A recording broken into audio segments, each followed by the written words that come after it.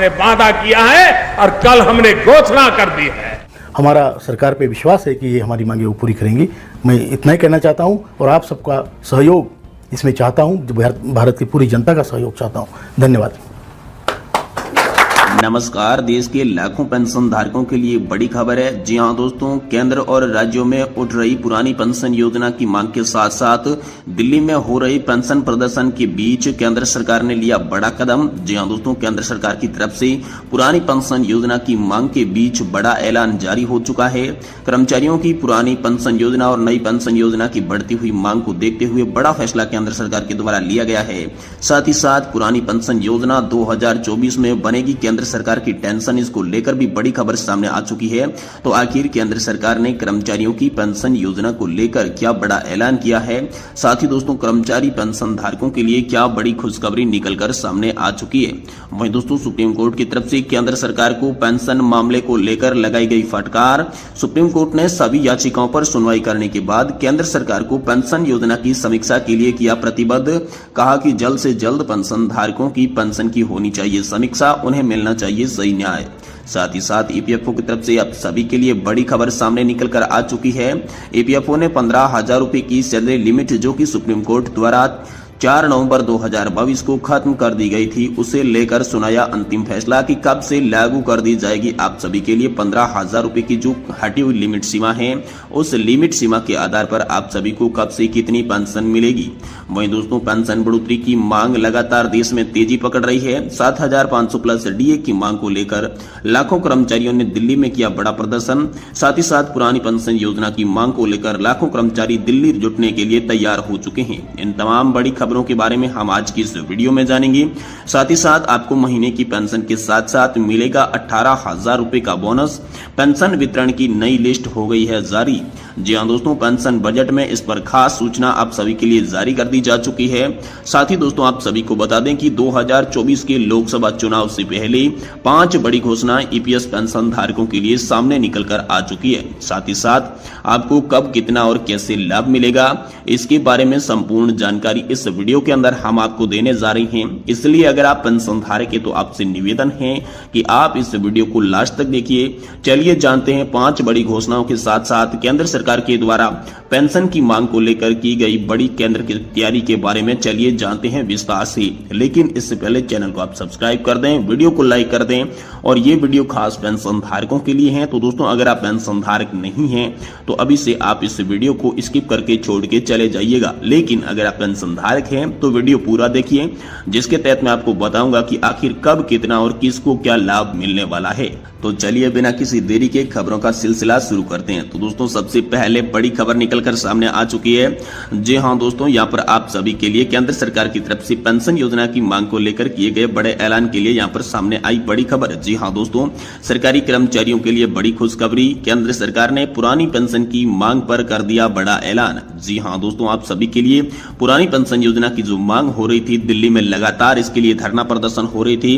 देश के अलग अलग हिस्सों से पुरानी पेंशन योजना के लिए यहां पर रैलियां निकाली जा रही थी। तो इसी को लेकर कर्मचारियों की पुरानी पेंशन योजना के लिए यहां पर सरकार ने बड़ा ऐलान किया है।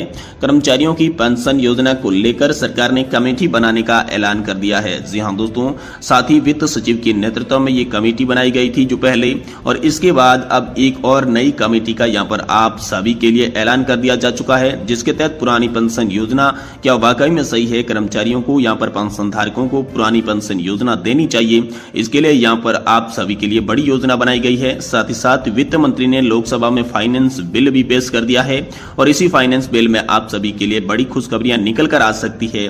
लेकिन अभी तक इसके बारे में आधिकारिक तौर पर आप सभी के लिए कोई भी सूचना जारी नहीं की गई है। साथ ही साथ दोस्तों हम आपको बता दें कि आप सभी की पेंशन बढ़ोतरी 7,500 प्लस डीए को लेकर यहां पर सुप्रीम कोर्ट से बड़ी खबर सामने आई है।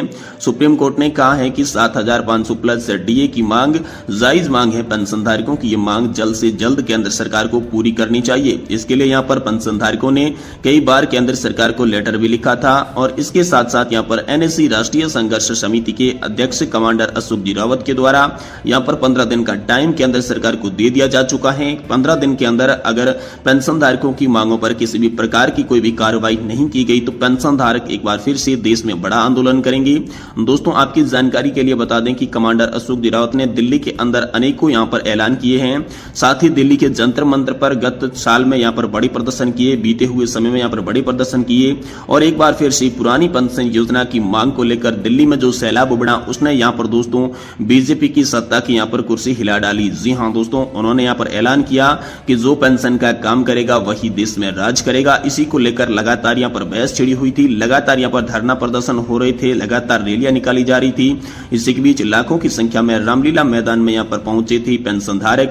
पेंशन धारकों ने आह्वान किया कि 2004 के बाद पेंशन धारकों को किसी भी प्रकार का सही रूप से पेंशन नहीं दिया जा रहा है, तो एक बार फिर से इस नई पेंशन प्रणाली को खत्म करके पुरानी पेंशन योजना लागू की जाए, इसके बारे में यहाँ पर कहा गया। साथ ही साथ दोस्तों, आप सभी के लिए महीने की पेंशन के साथ साथ 18,000 रुपए का बोनस को लेकर यहाँ पर पेंशन वितरण की लिस्ट हो चुकी है जारी। जी हाँ दोस्तों, आप सभी को बता दें कि त्योहारी सीजन में जिस तरीके से सरकारी कर्मचारियों और राज्य कर्मचारियों को उनके वेतन में बोनस दिया जाता है, वैसे ही दोस्तों पेंशन धारक जो है, रिटायर्ड हो चुके कर्मचारी जो हैं, किसी भी प्राइवेट सेक्टर में जो काम कर रहे हैं लेकिन उन्होंने अभी काम छोड़ दिया है, वो पेंशन धारक है, तो उन पेंशन धारकों के लिए भी खास बोनस की यहाँ पर व्यवस्था की गई है, जिसके तहत कहा गया है कि 18,000 रुपए तक का बोनस यहाँ पर आप सभी के खाते में ट्रांसफर किया जाएगा। लेकिन ये बोनस 18,000 सभी के खाते में ट्रांसफर नहीं किया जाएगा। जिसको जितनी पेंशन मिल रही है उसी हिसाब से उस पेंशन में बोनस ऐड कर दिया जाएगा। जी हाँ दोस्तों, 1,000 रुपए की पेंशन पाने वाले पेंशन धारकों को यहाँ बोनस के तौर पर कम पैसा देखने को मिलेगा, लेकिन वही जिसकी पेंशन यहाँ पर 25-30 हजार 7-8 हजार है, तो दोस्तों उन्हें काफी अच्छा बोनस यहाँ पर देखने को मिल सकता है। इसके बारे में यहाँ पर ऐलान जारी कर दिया गया है। साथ ही साथ पेंशन वितरण की भी लिस्ट यहाँ पर जारी कर दी जा चुकी है।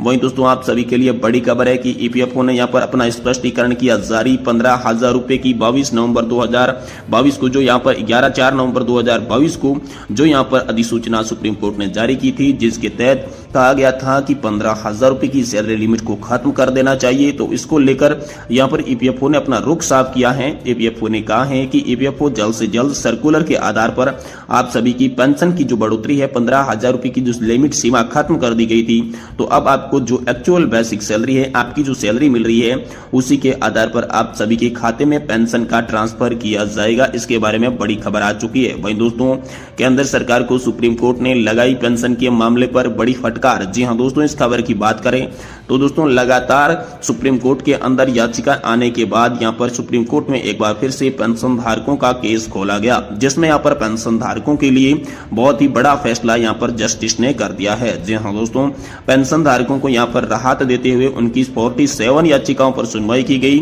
सुनवाई के बाद नतीजा सामने ये निकल कर आया कि पेंशन धारकों की मांगे जायज हैं, उन्हें पेंशन धारकों की ये मांगे मंजूर करनी चाहिए।